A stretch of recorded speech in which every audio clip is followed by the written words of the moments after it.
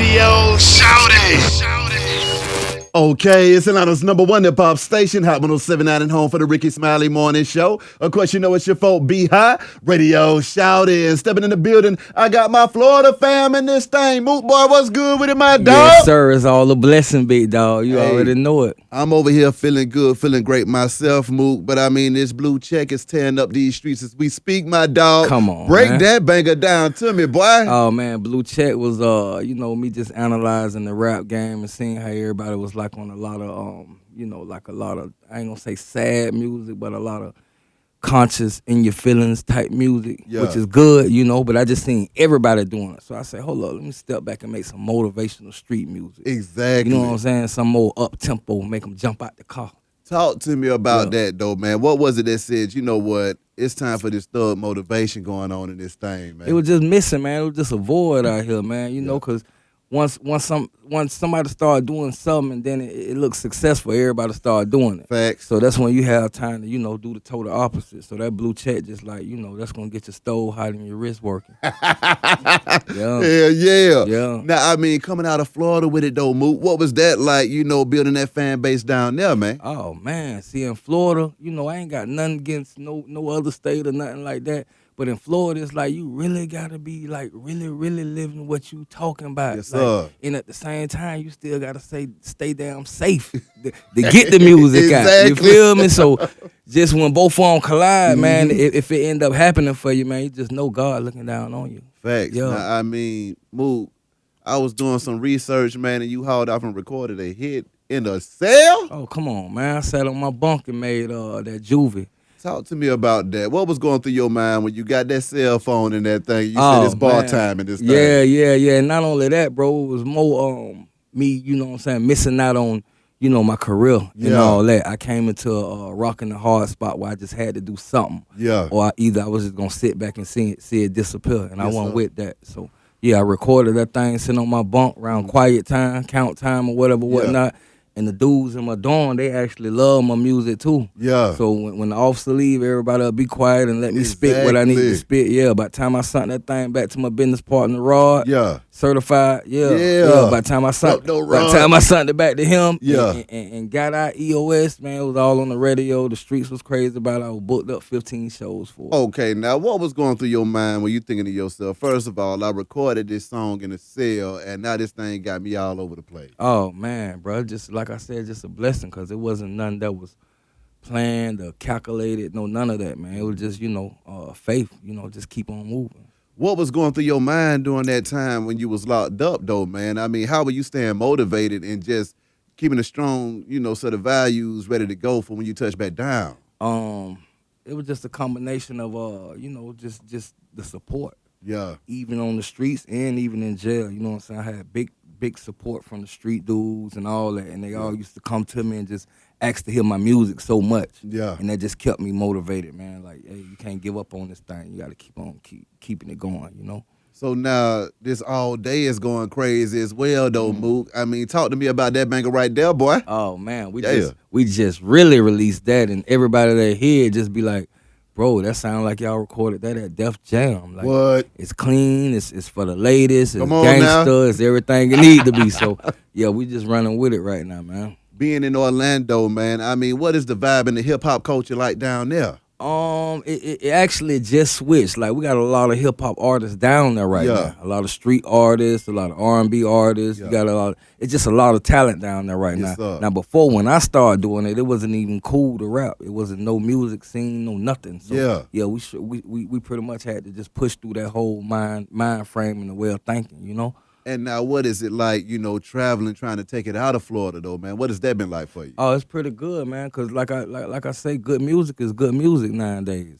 And everybody just want to hear something fresh, something real, something creative, and something gifted. So that's what it's been like. Now, for those that don't understand the streets of Orlando and Florida in general, can you break that down to them and let them know a little bit about the culture that you come from? Oh, man, West Orlando, I ain't gonna even lie, you got a bunch of, the young kids, the young street kids, a bunch of them lost. What? You know what I'm saying? Then you might go on another level. You got a lot of rich white over there. You know what I'm saying? Then you might, it's like a melting pot also. So you got a bunch of Latinos, bunch of Spanish, Puerto Rican, what have you. You know what I'm saying? Like a melting pot. My God. Yeah. Now, you hitting them folks with that black man though, man. Oh yeah.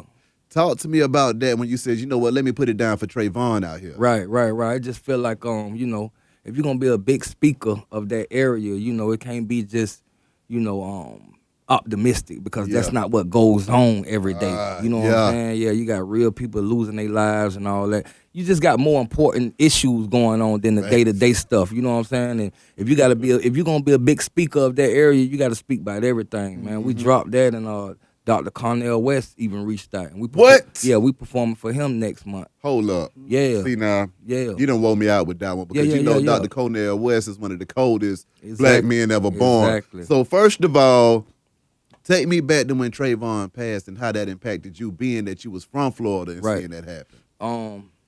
It's just crazy. Me seeing that, first of all, he stayed 30 minutes away from Orlando, which is Sanford, Florida, which is one of my biggest markets also. Every time I drop a mixtape, I end up performing in Sanford and this and that. So it really touched home, man, and it was just like him being that age. I look at my son sometimes and be like, well, damn, that could have been him. Exactly. So it goes bigger than just him, you know what I'm saying?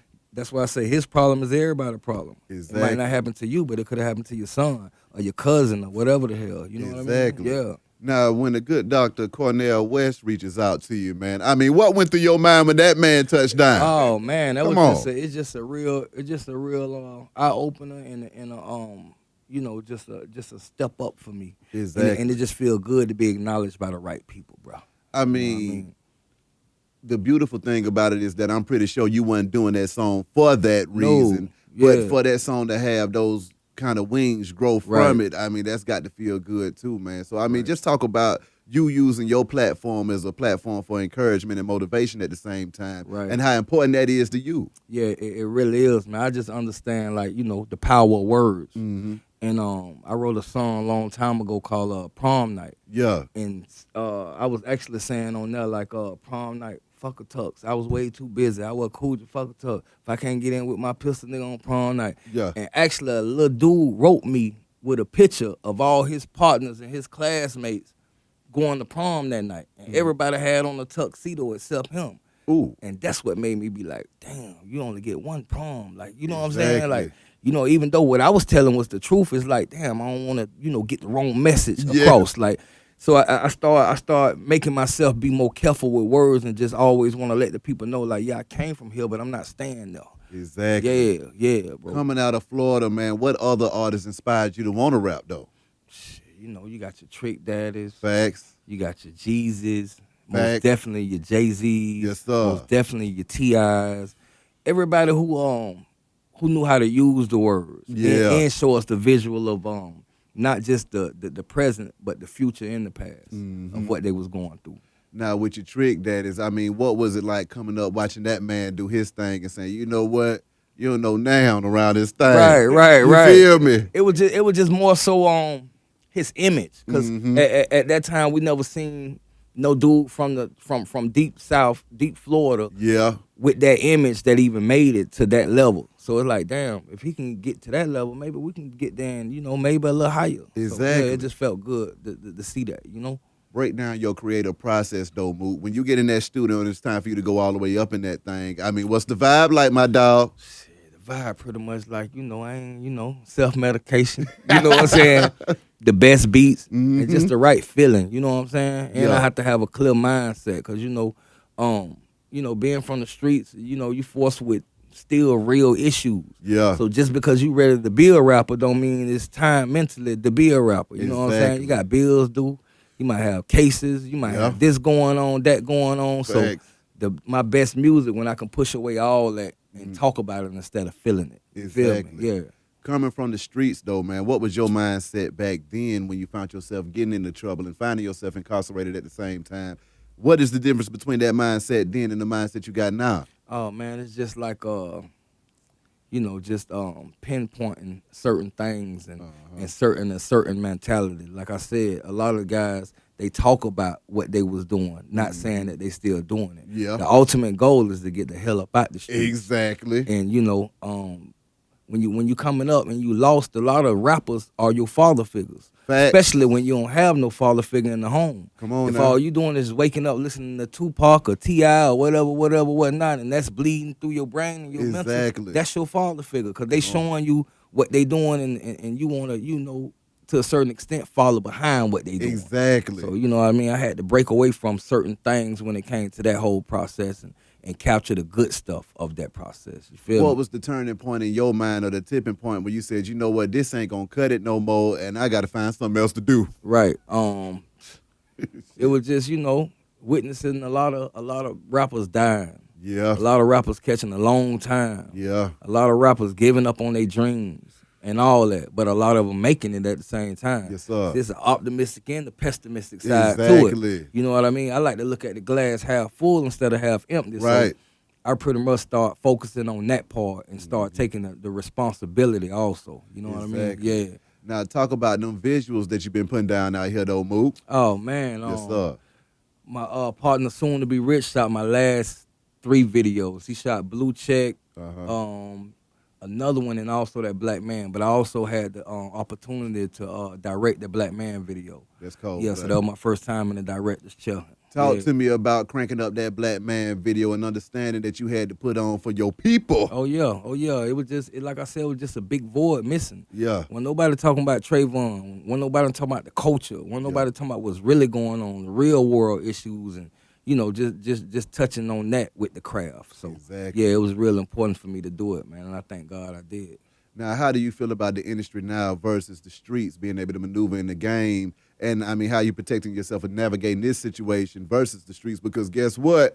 This industry could be just as crooked. Yeah, you're right, man. But I just look around and see a lot of our people that was lost being real successful. Yes, sir. Like I said, I look at the glass half full instead of half empty. Like, you can point the finger all day and say they doing this wrong, they doing that wrong, but truth be told, they making, you got a lot of people making a good living off of, they craft. Exactly. And to me, that's a good damn thing. You damn right. Yeah. So now, what you got coming up next that folks need to be looking out for, though, Mook? Oh, man, we got this Bird Wing and Bandana 2 tour. Talk to me. And we all over right now, man. We got like 30, 40 shows booked, man. We from Florida, Georgia, Little Summer, Alabama, Texas, all that. And we independent. And on our last album, independently, we made Billboard. What? Yeah, man. So we just trying to take everything and capitalize off of it, bro. What was going through your mind when you hit the Billboard charts independently, though, man? That's cold-blooded, man. I'm looking at the codes and pulling it up myself. I want to make sure it's right. You feel me? Yeah. Before I rejoice and put it out for the world, I want to make sure it's right. But yeah, independently, we hit Billboard like 7 different categories, man. My God. And that shit just felt like, whoa. What did that do for you, though, and your movement when you realized that it was possible? Yeah, man, it made me feel like instead of just a rapper, a rap artist. Yeah. I'm an artiste now. Come on now. You know what I'm saying? Yeah, it's a step up. Yeah. You can't pay to get on Billboard. You feel me? I don't give a damn how much money you got. Them people want to see and hear who they want to hear. Come on now. Yeah, that's that. Getting a chance to jam with that boy Boosie, though, man. What was that like? Oh, man, Boosie's such a real dude, man. Yeah.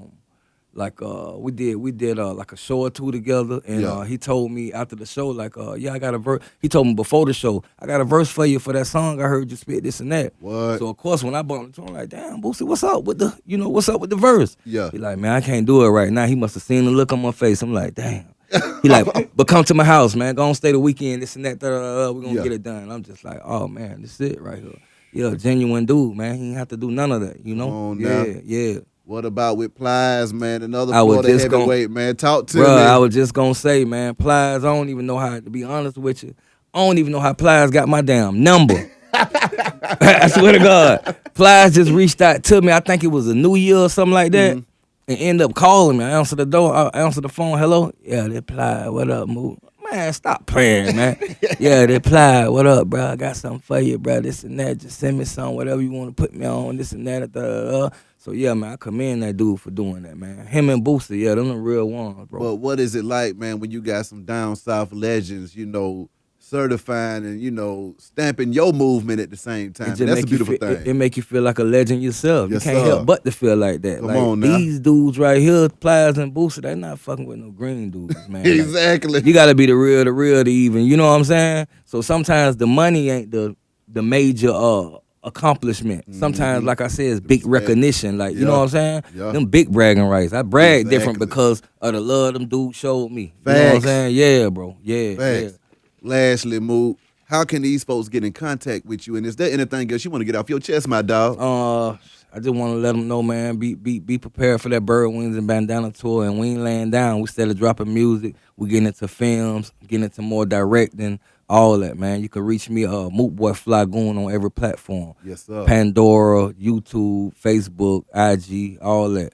Yeah. Dig it. Mook. Yeah, for sure, bro. Dog, yeah, bro. Love, Love, bro. boy, wish you nothing but the best and much success. For sure. Be-High Radio Shout It. It's Hot 107.9, man. Let's go. Radio Shout It.